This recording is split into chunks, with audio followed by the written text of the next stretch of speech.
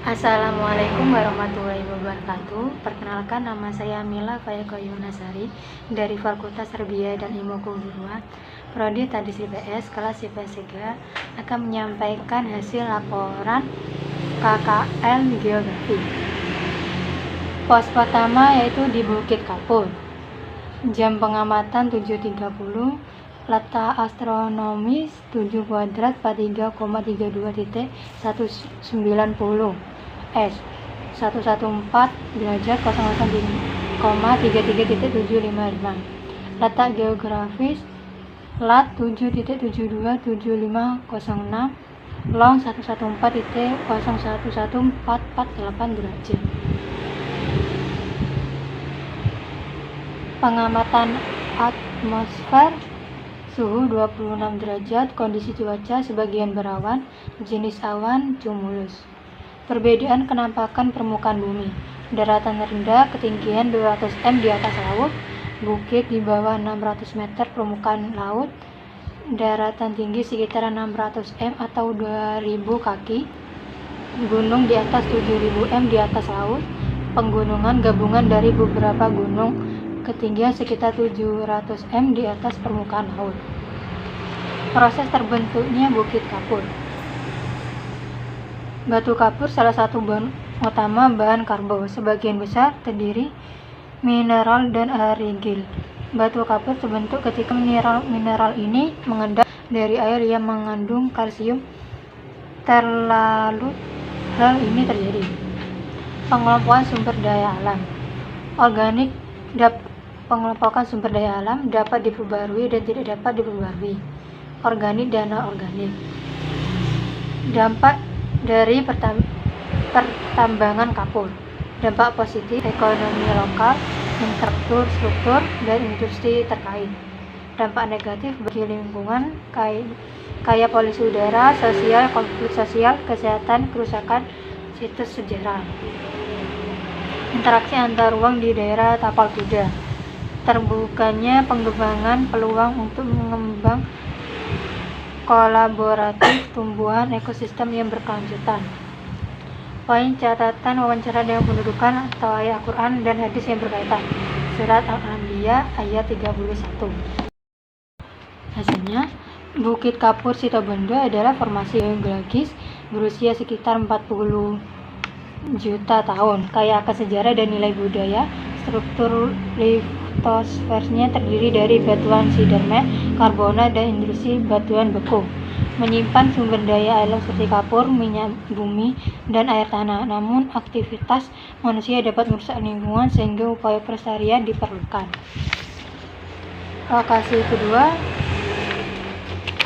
Lokasi kedua Waduk Bajulmati. Pertama, jam pengamatan 11.36. Kedua, letak astronomis 7 derajat 54,43.434 114 derajat 21,31.104.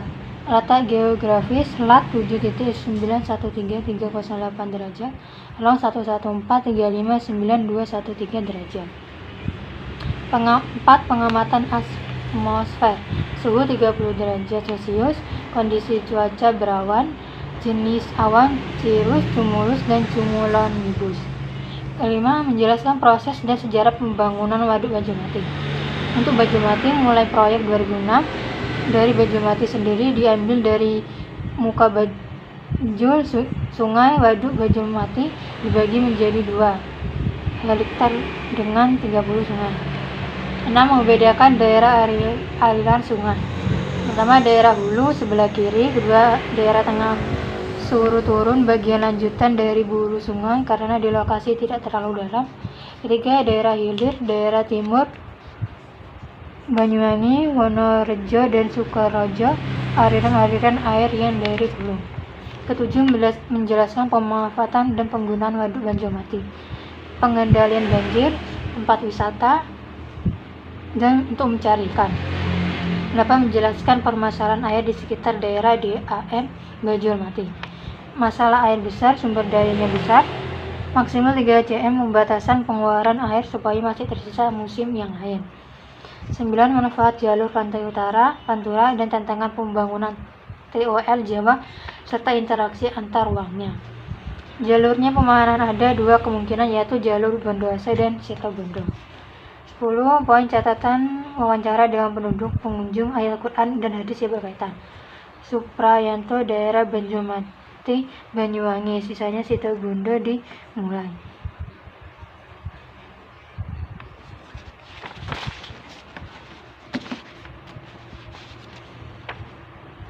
Waduk Banjulmati, namanya Waduk Banjulmati, terletak di perbatasan Situbondo dan Banyuwangi.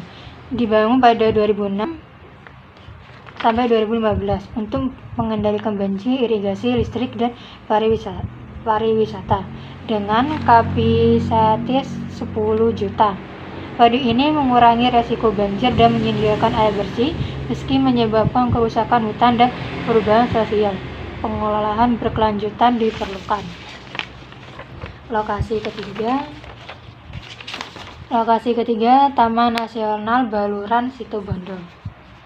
Yang pertama, jam pengamatan 14.04, letak astronomis 7 derajat 55,11.495, S 114 derajat 23,17.898 Ketiga, letak geografis, lat 7.923335 derajat, long 114.38521. 4. Pengamatan atmosfer, suhu 29 Celcius, kondisi cuaca sebagian berawan, jenis awan, cirrus, dan cumulus. 5. Sejarah terbentuknya Taman Nasional Baluran. Adalah salah satu taman tertua. Taman tertua yaitu Taman Komodo, Taman Baluran, Taman Gunung Gede. Taman Nasional adalah yang mempunyai ekosistem. 6. Manfaat dan fungsi Taman Nasional Baluran.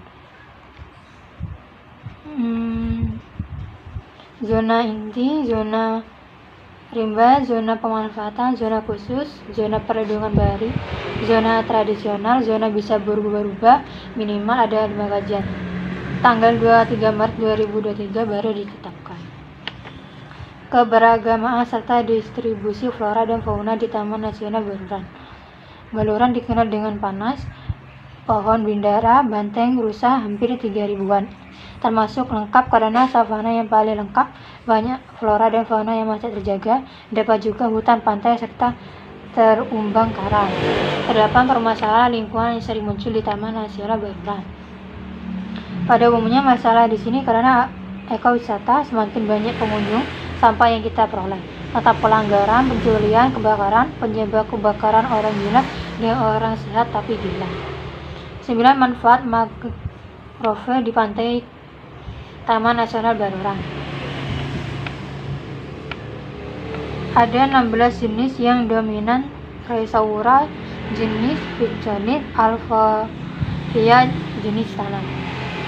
10. Sejarah Candi Bang dan peninggalan gua Jepang di Taman Nasional Baluran. Istilah sejarahnya dua Jepang, di Baluran ada 3, Candi Bang itu masyarakat Madura. Ke-11. Poin catatan wawancara dengan penduduk pengunjung ayat Al-Quran dan hadis berkaitan, surat Al-Luqman ayat 10. Tambahan Nasional Baluran di Jawa Timur dijuluki Little Africa di Jawa. Terkenal dengan savana dan keanekaragaman flora serta fauna. Didirikan pada tahun 1980, taman ini mendukung penelitian dan pariwisata. Pelestarian keanekaragaman hayati penting untuk menjaga keseimbangan ekosistem.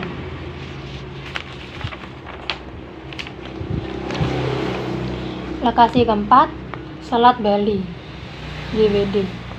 Yang pertama, jam pengamatan 18.30. Kedua, letak astronomis 8 derajat 05,32688, 1140 derajat 124562225. Letak geografis 8092558, long 114.415525.